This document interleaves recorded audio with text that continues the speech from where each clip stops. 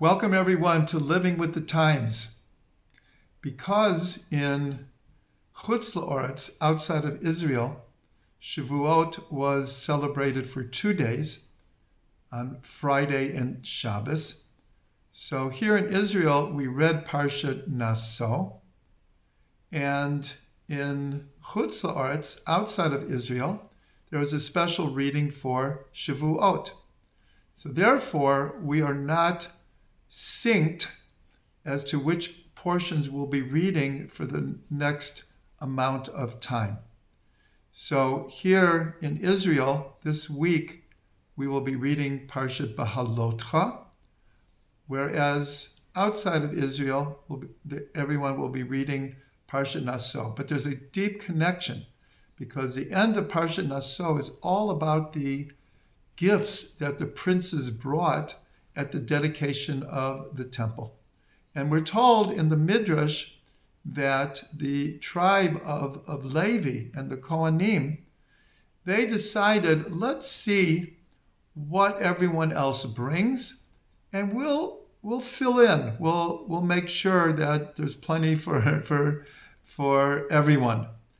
And so all of the princes brought, and then the Kohanim were like, well, what's left for us to bring? And so God says that in the beginning of Parshat Beha'alotcha is about the Kohanim, the high priest, lighting the menorah. Aaron HaKohen lighting the menorah. So God says in the Midrash, your gift of lighting the menorah is as great as all of them. And even in the future, when there is no temple, so your children will be lighting the Chanukiah, the menorah that we light on Hanukkah. So there is a very deep connection between these two parshas. So Rashi tells us something very, very important about the mitzvah of lighting the menorah. And he says that it's not enough for the menorah to be lit, and then maybe turn your back and walk away and not sure if it will stay lit. So he says the mitzvah is you have to make sure that the light continues. And the words that he uses is ad hashal hevet ole mi'aleha, until you know that the flame will stay strong by itself. So this is a great lesson for all of us, that sometimes we are inspired by the Torah, get turned on by the Torah, and the question is how long can we keep the flame going? And so Rashi is saying, when it comes to Torah, you have to work, it's spiritual work, you have to work hard to make sure that the light stays lit.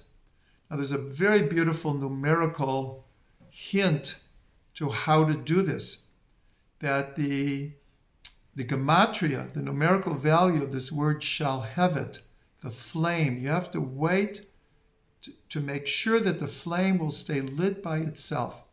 So the word for flame, shalhevet, equals 737, which equals exactly B'chal levavcha u'b'chal nafshecha u'b'chal me'odecha. The passage that we read after the Shema every day in the morning and the evening, that you should love God with all your heart, with all your soul, and with all of your might, with all of your means. So that expression, with all your heart, with all your soul, with all your might, equals shalhevet.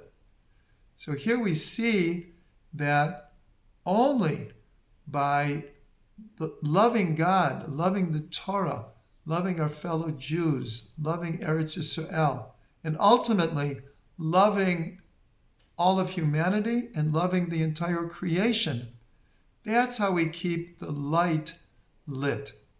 And when we can keep it lit within ourselves, then we can share it with the whole world. And that is the mission of the Jewish people, to be or goyim, to be a light unto the nations.